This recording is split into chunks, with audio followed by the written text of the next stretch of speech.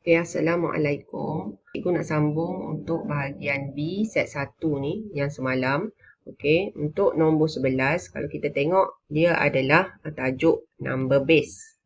Okay, so jadual 1 menunjukkan bilangan murid bagi 4 kelas di SMK Sinaran. Kita ada 4 aman, 4 bijak, 4 cerdik dan 4 damai.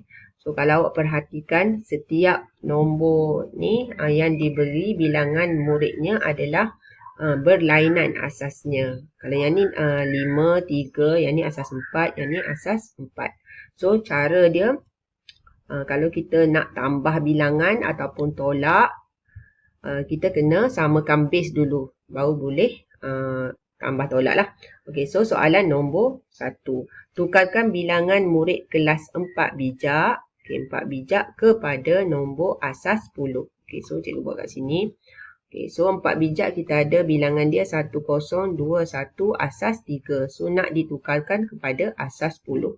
So apa yang perlu kita ingat adalah kalau nak tukar asas nombor, so asas daripada asas apa-apa nak tukar kepada asas 10 kena darab.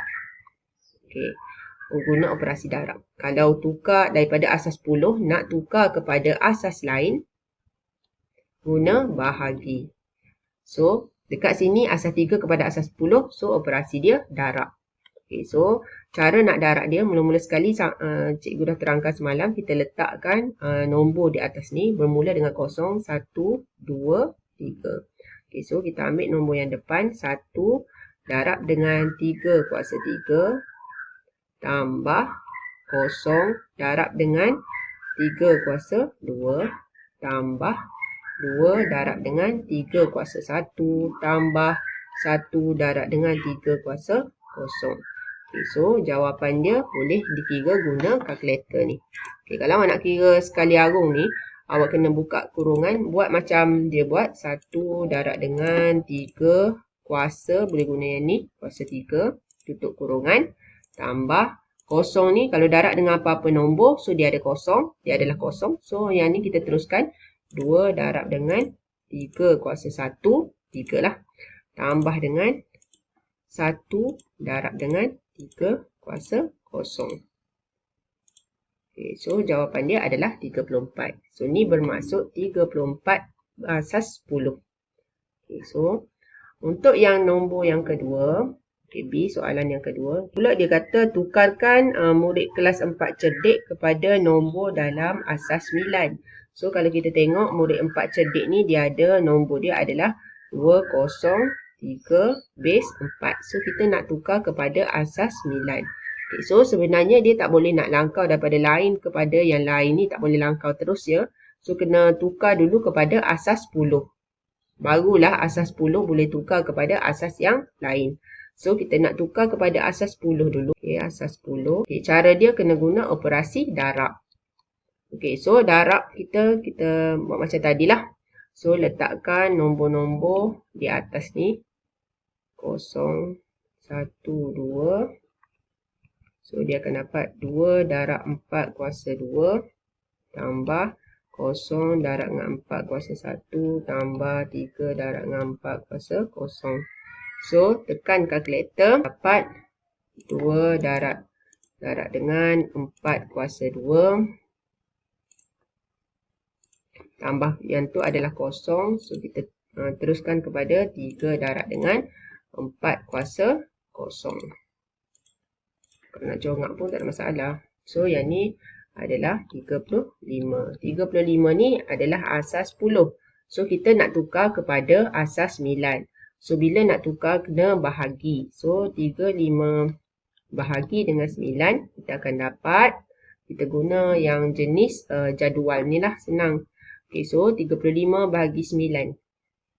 Okay, 9 kali berapa ni? 35. So, kita tak ada. 9 kali 4, 36 dah lebih. So, kita guna 9 kali 3, 27.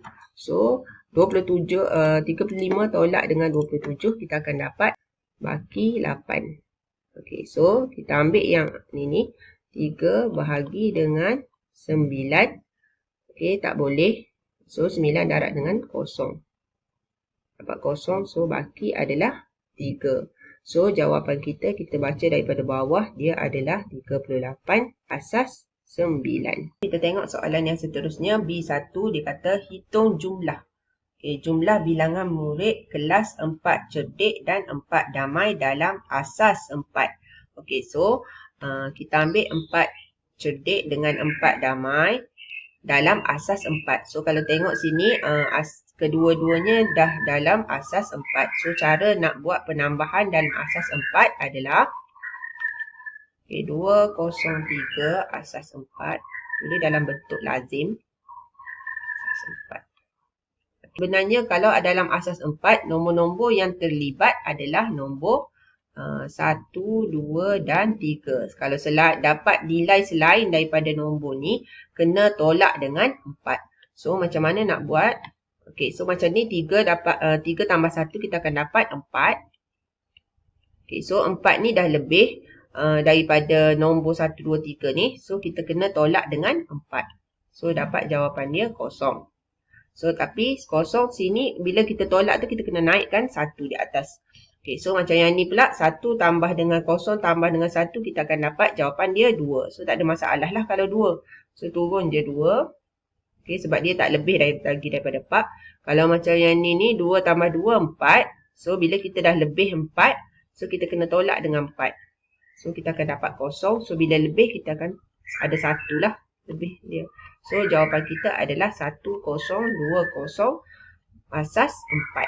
Untuk yang B yang kedua pula, dia kata terdapat 18 asas 10 orang murid perempuan dalam kelas 4 aman. Aman kalau kita tengok dekat sini dia adalah dalam asas 5. Dia nak hitung bilangan murid lelaki dalam kelas 4 aman dengan menggunakan asas 5. Aman, kita ada jumlah semua murid adalah 114 asas 5. So ada lelaki, ada perempuan. So perempuan dia dah bagi jumlahnya adalah 18 asas 10. So, dia nak tahu berapakah murid lelaki.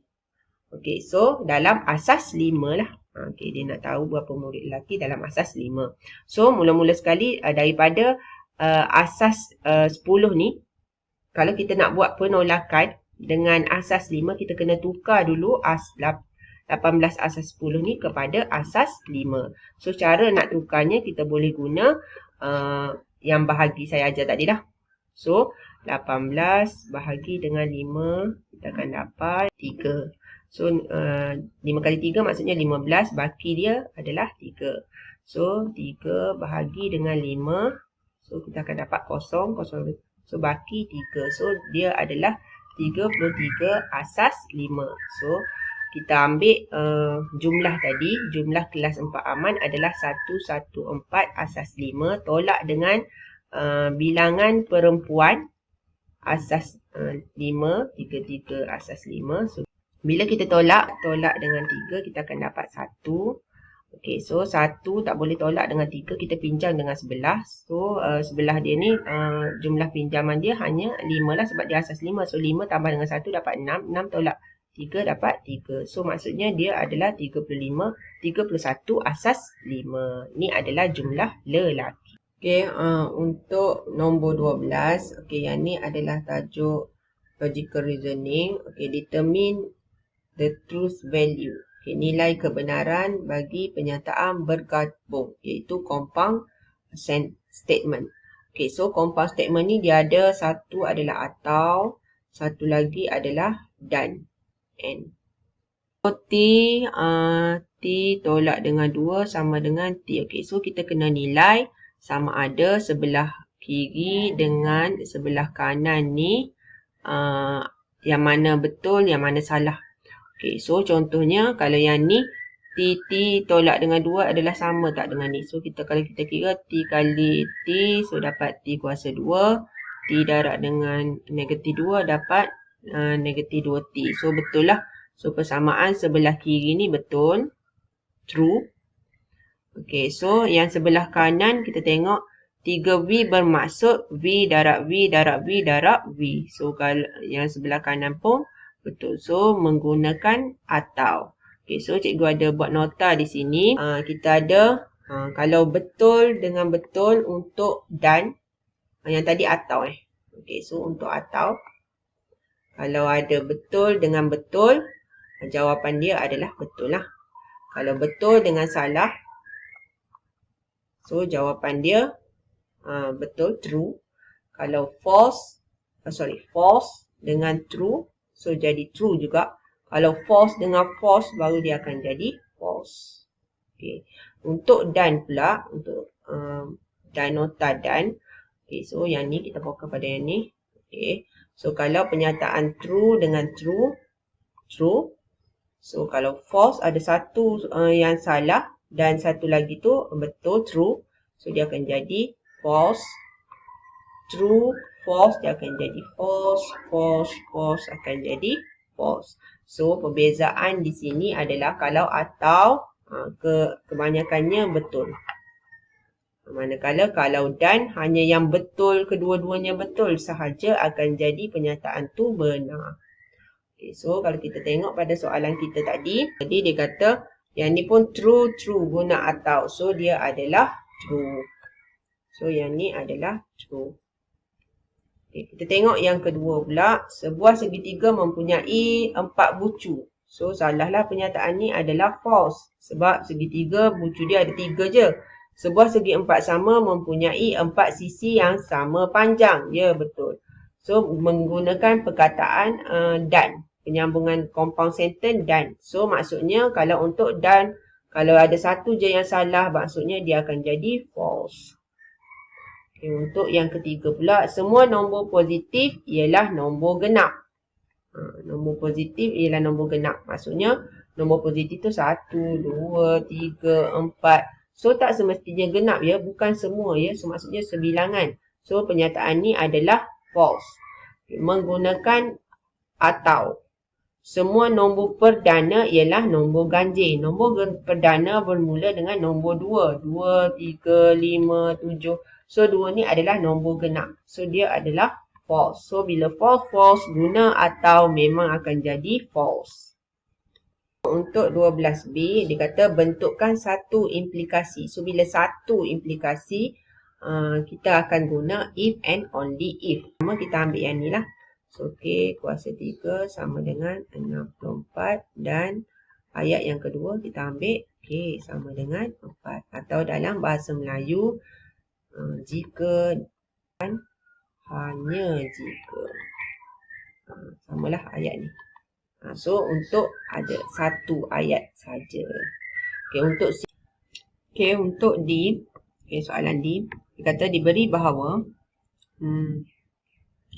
sudut peluaran sebuah poligon sekata N ialah 360 bahagi 6. Okay, so poligon sekata, buat satu kesimpulan secara deduksi bagi nonagon sekata. Okay, so kesimpulan senang saja, kita tengok nonagon tu.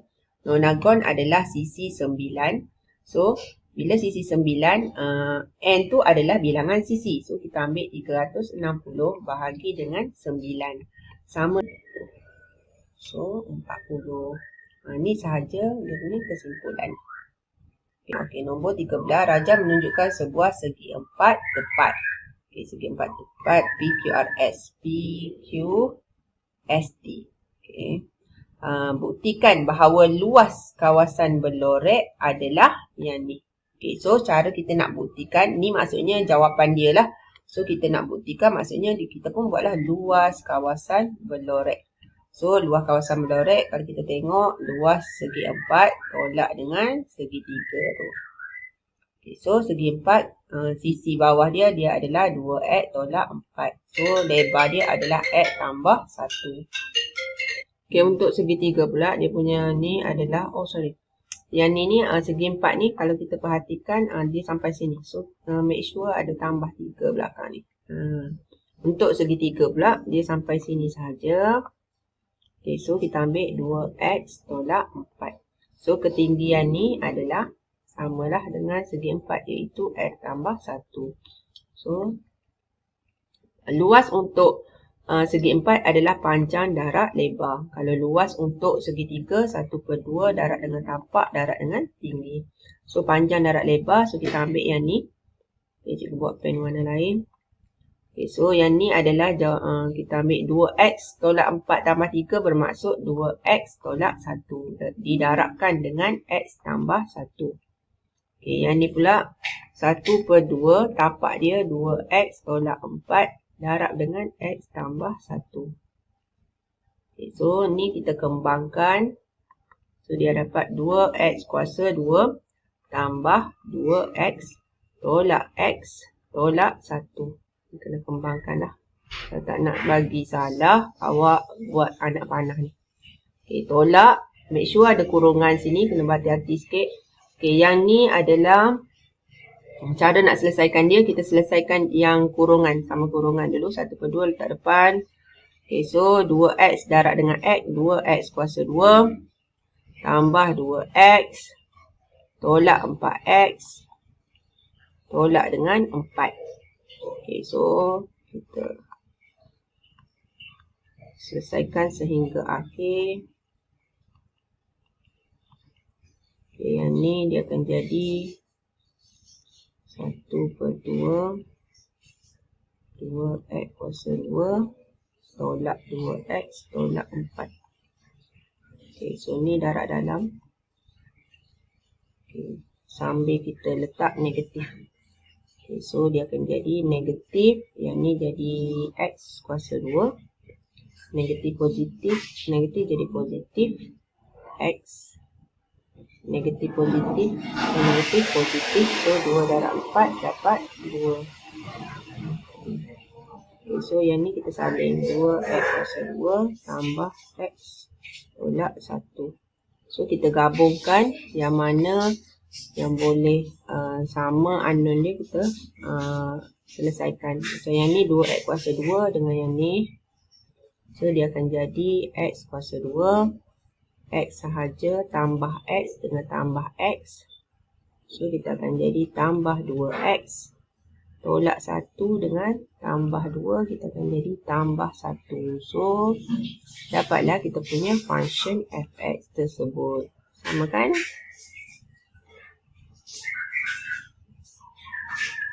Yeah.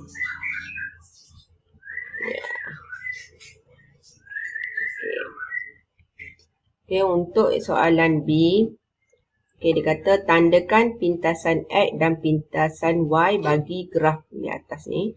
Okay, so graf yang kita selesaikan tadi pada paksi yang disediakan pada ruang jawapan. Paksi ni ya. Ni paksi ni. Okay, so macam mana kita nak buat dia? Okay, saya lakarkan dulu paksi tu. Fx ni bermaksud y lah. Paksi y. Ni adalah x. Okay. So cikgu nak awak buat ni dengan pembaris lah ni. Okay, so seterusnya lakar. So cara nak lakarkan dia. Okay, so mula-mula sekali kita ada dua. Kalau awak nak lakar secara manual, awak boleh buat kotak ni. Okay, so awak buat x, y.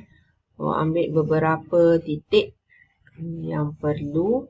Contohnya negatif 1, 0, 1, 2. So masukkan dalam kalkulator.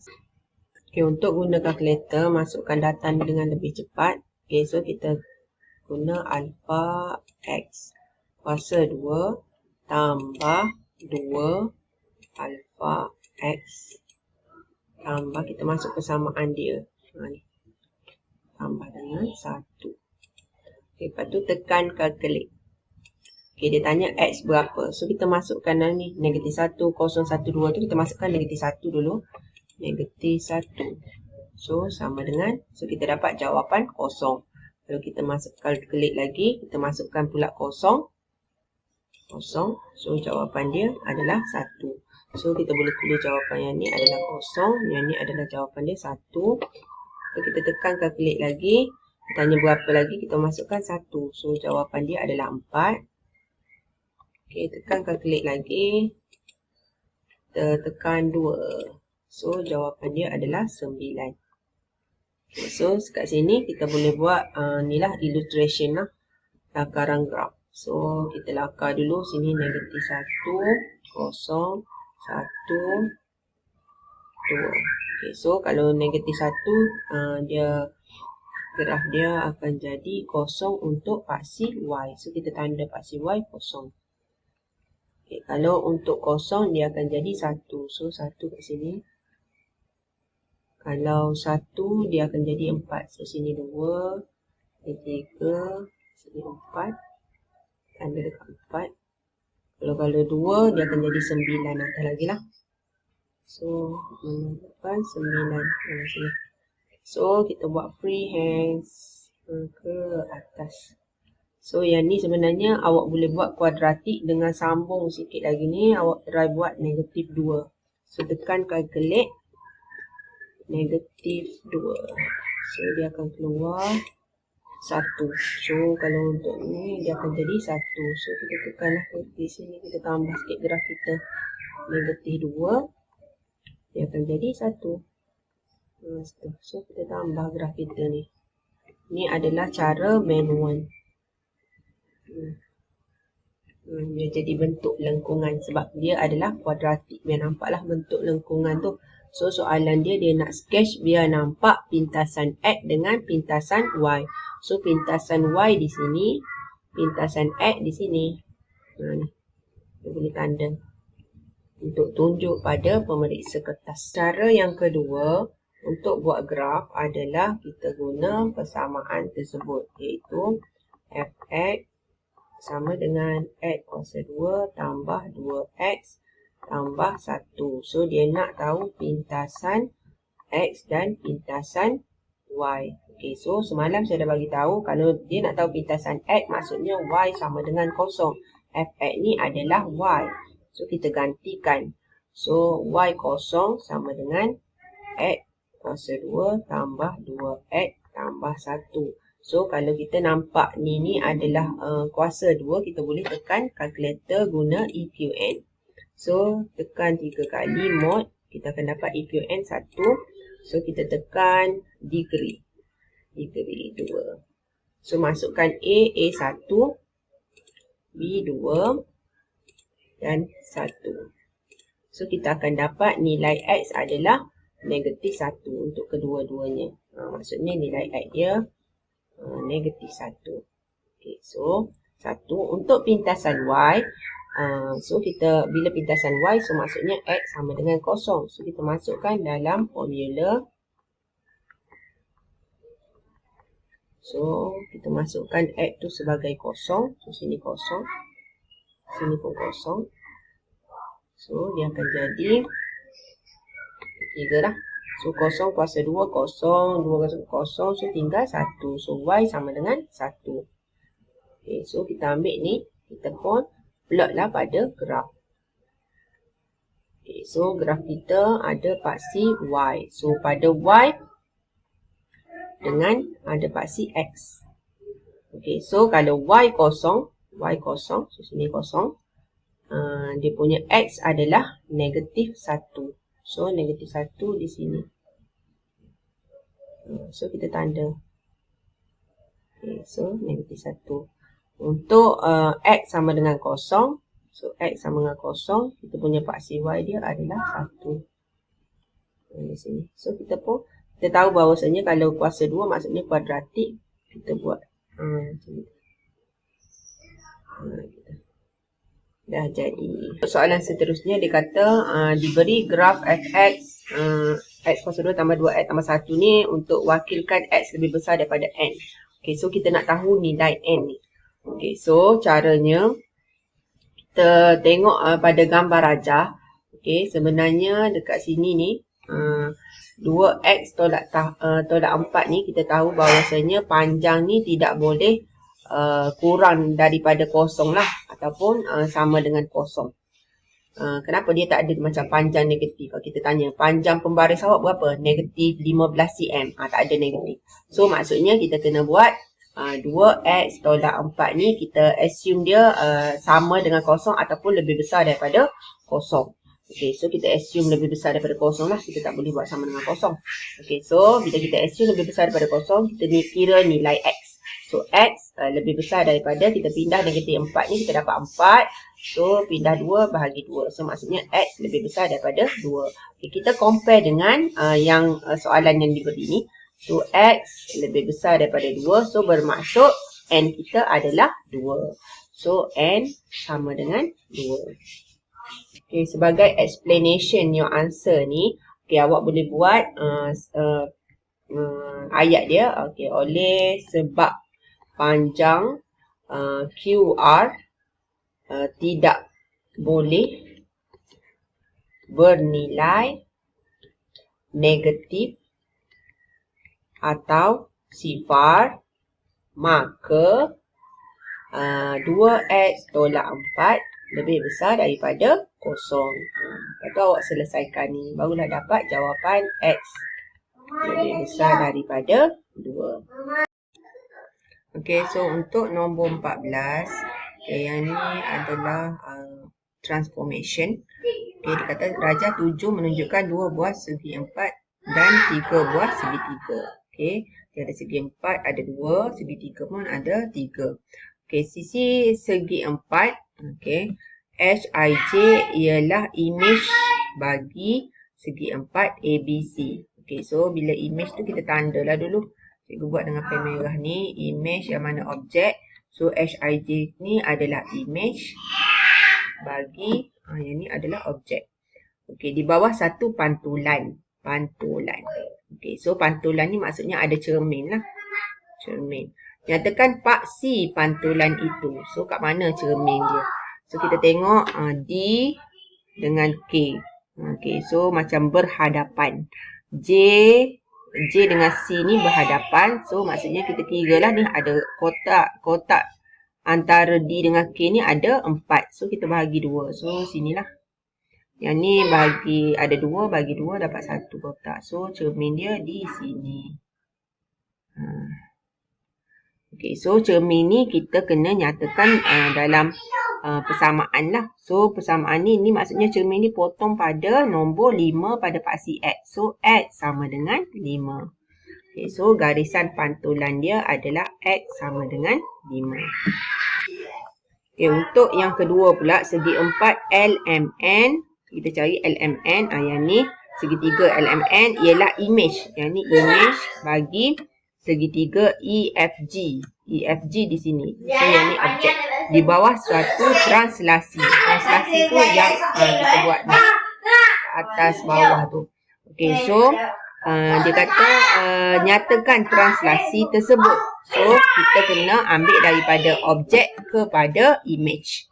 So kena gerakkan daripada objek. So kalau G ni mana bucu yang sama dengan G? Dia adalah N.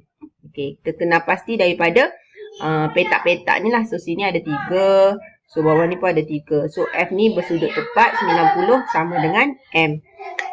L pula sama dengan E. So kita ambil salah satu titik ni, kita gerakkan hingga ke titik imej.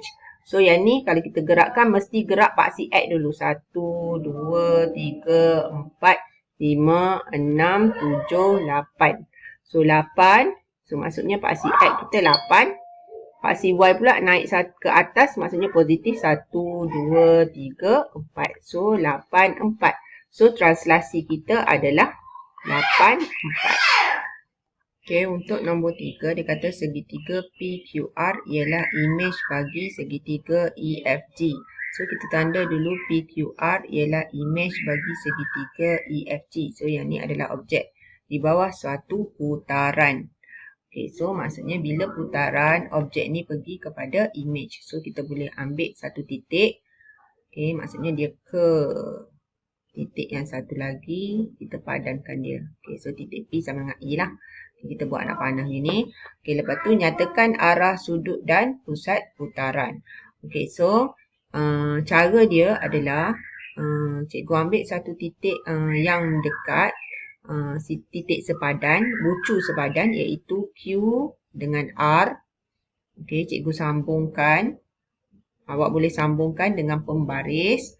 Lepas tu awak bahagi 2 garisan ni sama besar. Okey, lebih kurang sini. Okey, dan buat garisan yang sama panjang dengan G hingga ke R. Okey, so Lebih kurang gini. Dia sama panjang. Okey, so awak akan dapat ada 2 titik. Okey, so titik yang perlu dipilihnya adalah jauh daripada anak panah yang awak dah siap buat ni.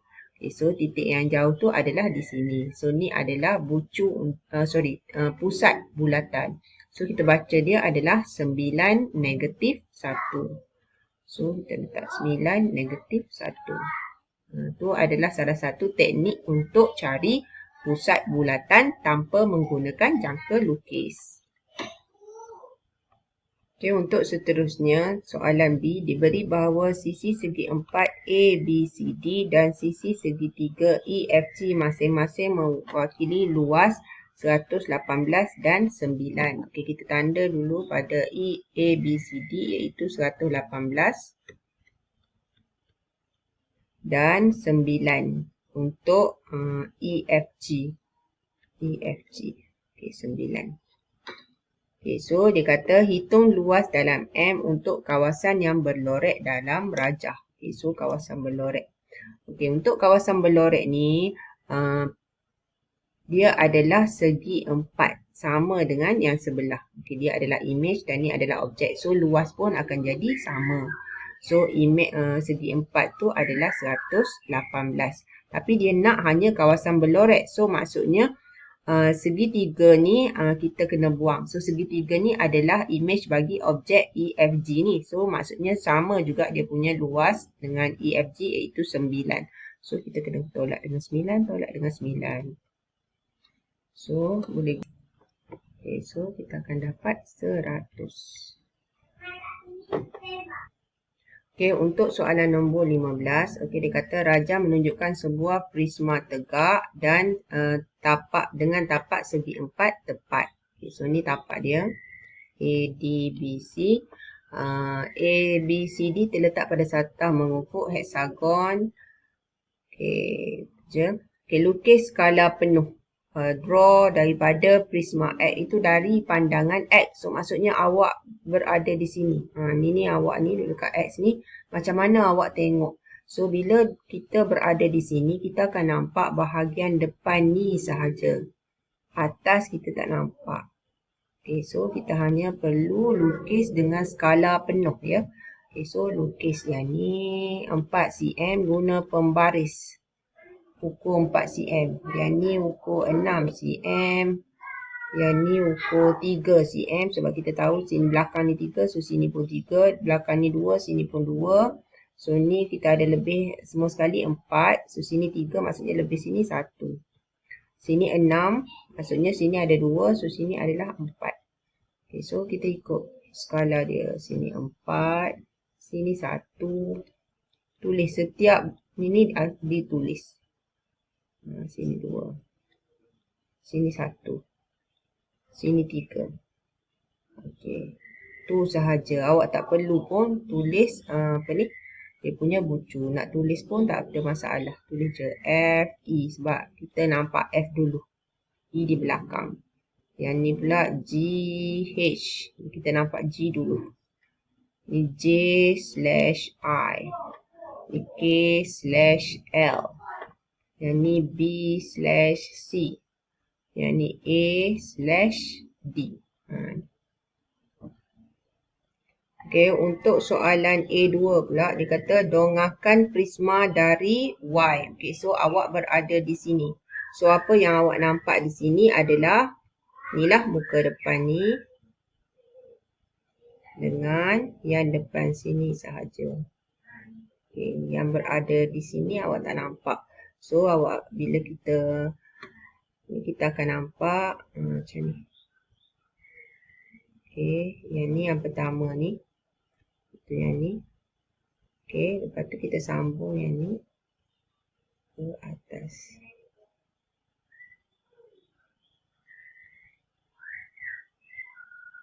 Okay, so kita ambil ukuran dia. So, ni adalah 3. Sini pun 3. Ni adalah 3. Sini pun 3. Okay, atas ni tadi kita dah dapat 1. So, kita tulis 1. Sini pun 3. Okay, tu sahaja. Tak perlu awak tulis bucu. Sebab bila awak tersalah tulis bucu, huruf untuk bucu ni, markah awak akan dipotong.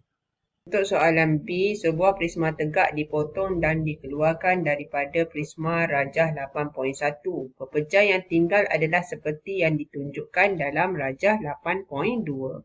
Okey, so kita tengok pepejal yang ni dan kita bandingkan dengan yang atas. Okey. So kalau kita tengok kita ada nampak dipotong ni. Sebenarnya dia straight ni. Ni adalah pepejal yang dikeluarkan. So ni panjang dia 6, tinggi 4. So panjang dia 6. Semua ni adalah panjangnya 6. 6, tingginya adalah 4. Okay, so bermaksud sini 4, sini ni 2. Sebab yang hilang ni 2, so baru cukup menjadi 6. Sini ni 1. Sebab sini adalah 3. Ni depan ni 3 lah. So sini berapa panjang sini? Sini depan ni adalah 2. So sini adalah 4. Okay, so sekarang ni dia kata pepejal yang tinggal adalah seperti yang ditunjukkan. Lukis skala penuh plan pepejal yang tinggal. So plan maksudnya kita tengok pandangan daripada atas. So bahagian pandangan atas tu adalah bentuknya kita ambil yang ni sahaja. Okey, yang petak ni dengan yang petak ni. Okey, yang ni kita dapat lihat daripada atas lah. So atas ni kalau bawah ni clear lah, tak ada apa-apa. So yang ni dia akan jadi sini bahagian ni adalah garis putus-putus. Sebab bila kita lihat ke dalam, ni adalah garisan yang perlu ada. Ni. Okay, so lukisan kita akan jadi sini 2 cm lah, sini 2 cm. So lukisan kita akan jadi gini.